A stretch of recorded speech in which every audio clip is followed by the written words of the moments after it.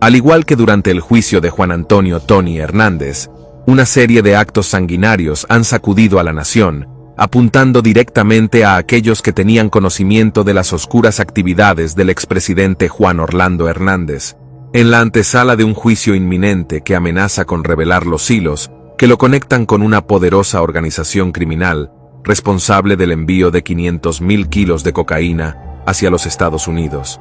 La pregunta resuena en las calles: ¿tiene Juan Orlando Hernández suficiente poder e influencia para orquestar desde su celda actos violentos destinados a silenciar a quienes estaban al tanto de sus siniestras actividades criminales?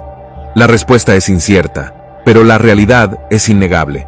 En los oscuros y siniestros rincones del bajo mundo hondureño, sus antiguos aliados y cómplices se pasean impunes, protegidos por un manto de complicidad y corrupción. La justicia, que debería ser símbolo de esperanza y equidad, quedó atrapada en las redes de la telaraña criminal, tejida por el mandatario corrupto. Uno de los hombres más cercanos al exmandatario fue su hermano, José Amílcar Hernández Flores. Amílcar, un cómplice fiel, fue el encargado de llevar a cabo varias misiones ordenadas por Juan Orlando Hernández durante su largo reinado criminal. Juntos, realizaron sus fechorías en nombre del poder y la riqueza. El fraude electoral del 2013 fue solo uno de los crímenes en los que Amílcar Hernández y su hermano Marcos estuvieron involucrados. Con la compañía del narcotraficante Hugo Ardón, ellos viajaron por las ciudades del occidente del país, sobornando a funcionarios encargados de los centros electorales. El dinero provenía del tráfico de drogas, una fuente inagotable de recursos para los propósitos corruptos de Juan Orlando Hernández. Su objetivo era manipular el conteo de votos a su favor, asegurando así su continuo control del poder. En el oscuro año de 2019, Amílcar Hernández emprendió una serie de visitas a El Pozo, la prisión de máxima seguridad en Santa Bárbara, acompañado por Chase Lalani, un investigador privado contratado por la familia Hernández. Su misión era clara: obtener información y, si era posible, desmentir las sospechas que involucraban a su hermano Juan Orlando Hernández en el narcotráfico. Allí se encontró con Neri López Sanabria, conocido como Magdaleno Mesa Funes, un hombre que poseía información incriminatoria y que supuestamente estaba cooperando con la DEA. Los Hernández necesitaban que su lealtad permaneciera intacta, por lo que intentaron persuadirlo, desesperados por evitar su testimonio devastador. Sin embargo, sus esfuerzos fueron en vano. López Sanabria rechazó sus súplicas y planeaba colaborar con la DEA, revelando los secretos más oscuros de Juan Orlando Hernández y su hermano Tony. Días después, su vida fue arrebatada en un acto de violencia brutal dentro de las mismas paredes de la prisión.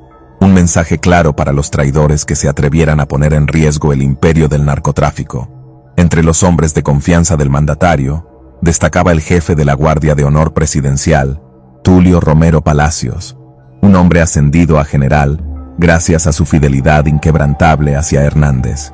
Sin embargo, su papel iba más allá de los honores militares, pues en los documentos de la Fiscalía de Nueva York apareció como el enlace que transmitía los mensajes de los aliados del presidente en el mundo del crimen.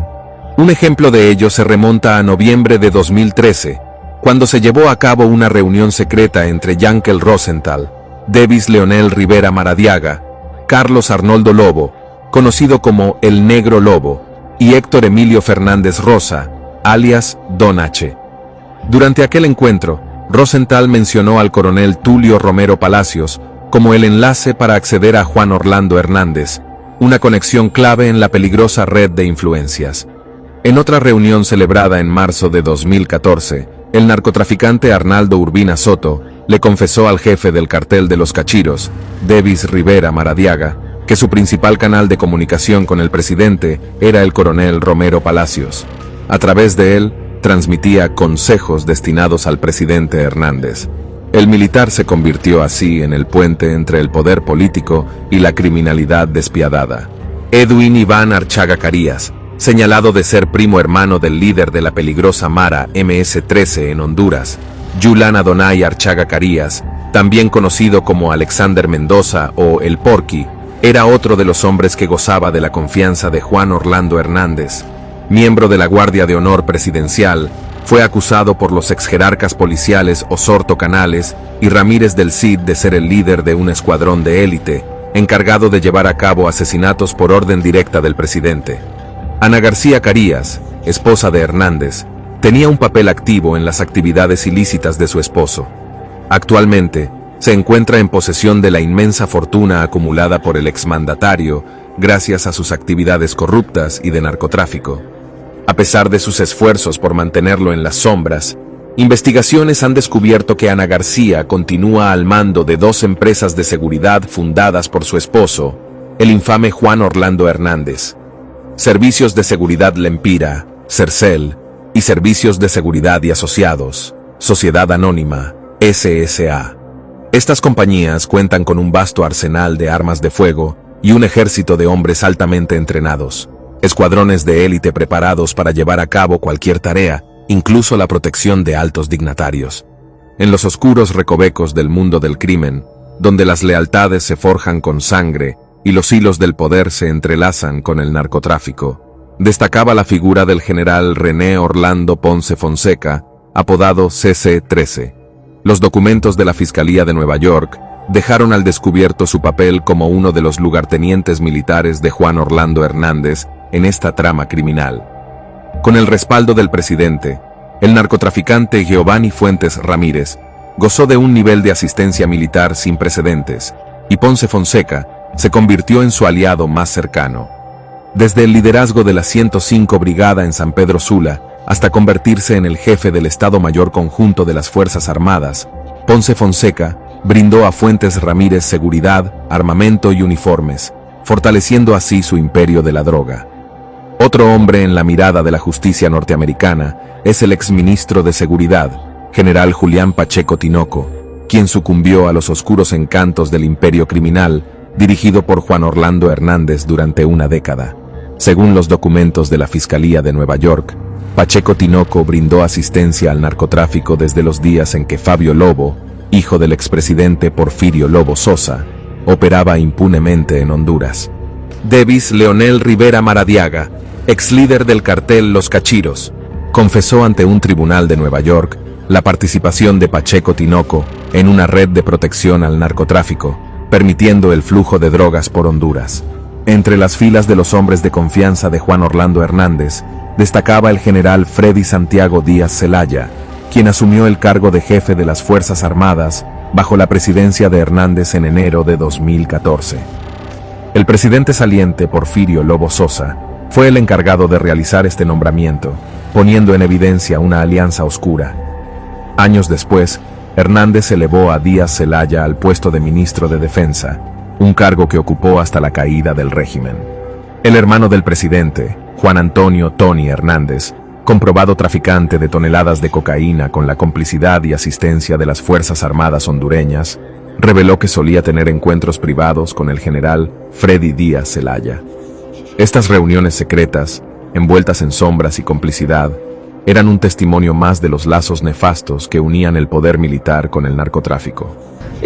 Con los ministros de Seguridad y de Defensa, con el único que he pedido una cita para hablar fue el antiguo ministro de Defensa, que es el ministro de Defensa actual, para cuando estaba en el ejército. Reinaldo Ecónomo, un exdiputado que ocultó sus verdaderas intenciones tras una fachada de legalidad, resultó ser uno de los enlaces más oscuros entre Juan Orlando Hernández y el siniestro cartel de los Cachiros. La confesión del líder criminal, Devis Rivera Maradiaga, reveló el papel clave de Ecónomo en sobornar a jueces, fiscales y políticos para garantizar la impunidad de las actividades de narcotráfico de los Cachiros. En una ocasión, el diputado incluso ayudó a Rivera Maradiaga a comunicarse telefónicamente con Juan Orlando Hernández para aclarar rumores de un posible atentado. A cambio de su colaboración, Ecónomo no dudó en exigir una sustanciosa recompensa, $20,000 y una flamante camioneta para su uso personal. Pero Ecónomo no era el único enlace entre los Cachiros y Hernández. Otro protagonista en esta peligrosa trama era el exdiputado y poderoso terrateniente Óscar Ramón Nájera, representante del departamento de Colón. Durante el juicio de Juan Antonio Hernández Alvarado en Nueva York, Devis Leonel Rivera Maradiaga testificó cómo Nájera recibió sobres con dinero de los Cachiros para proteger sus cargamentos de cocaína.